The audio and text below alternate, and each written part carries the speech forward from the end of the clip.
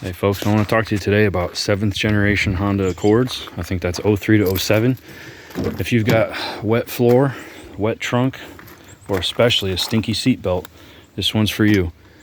Now, there's going to be people telling you that the interior, that the plastic seal that's in here, in the door, is allowing rainwater to run down in here and get the floor wet, and that's possible. You can also find people that are saying that if this door seal is no good, that's the issue, which is pulled off right now. The real issue is up in here. It's in your gutters.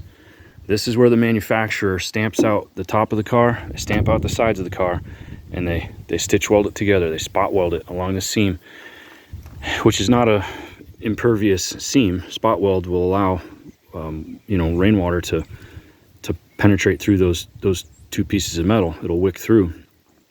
So what they do is they put sealant and they don't put enough. They don't put enough sealant on the roof, in the trunk, anywhere. Now if your spare tire well is full of water, right here, it's this. And what you'll have to do is scrape that old sealant up and put down some new stuff. And I recommend just getting a quality roof sealant from a metal roof supplier. So what happens, especially with the stinky seatbelt, is that the water seeps down in here, and this portion, look at it, it's a funnel. The B pillar of the car is a funnel. So the water leaks in, it gets right into here, and it collects, it comes down. Now if you've got these stains on your roof like this, that's what you're looking at. That shows your leakage. So I've got to seal both sides because I got the stain on the headliner there, the stain right there, all the way over on that, I don't know if you can see it, all the way over on this pillar. The water pours down this pillar and it gets into the seatbelt reel. So, and you'll pull your seatbelt out, you'll let it dry. When you roll it back up, it'll stink again. You roll when you reel it in and then pull it back out the next time, it'll stink all over again. You'll think that you're putting your seatbelt down in a puddle. It's not that you're putting it in a puddle. It's that this fabric is like toilet paper. It wicks extremely, extremely well. And when you reel that seatbelt out all the way out like this, you get to the end of that spool. This portion from here to here never experiences air, so it doesn't dry. You put that back down in there and it squeezes out of the wet portion into the dry portion. So it's just transferring that moisture over and over. So all you got to do is get you some good sealant and do your roof and do your trunk. Now the way to get the roof panels, there's lots of videos on how to get the roof panels off. Where's the parts? The roof trim. You got all these clips,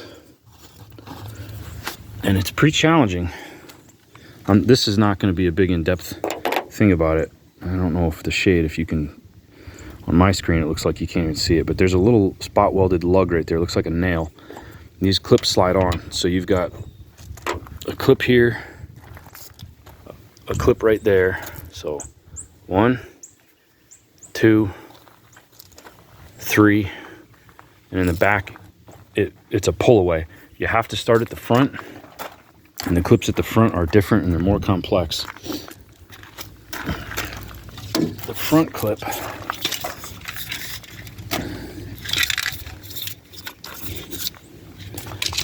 clip uses this little tab,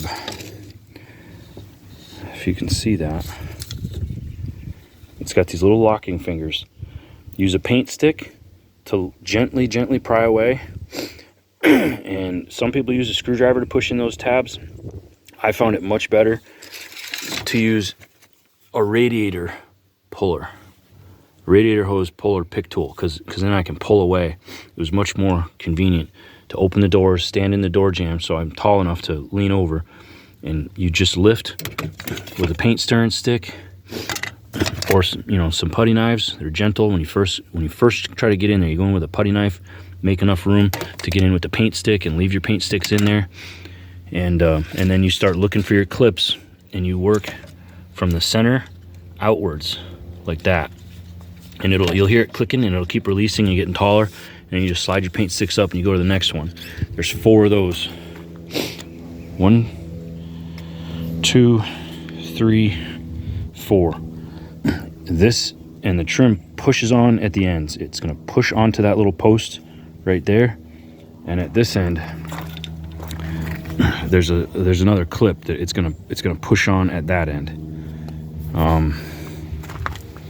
That's all I can think of. These gaskets right here, they just come out one continuous piece, and all of this trim here pops up, with the exception of there's one screw at the release latch right there. All the rest of this pops up. Just use a stiff putty knife, or buy a Harbor Freight plastic body panel tool popper kit, probably for 10 bucks.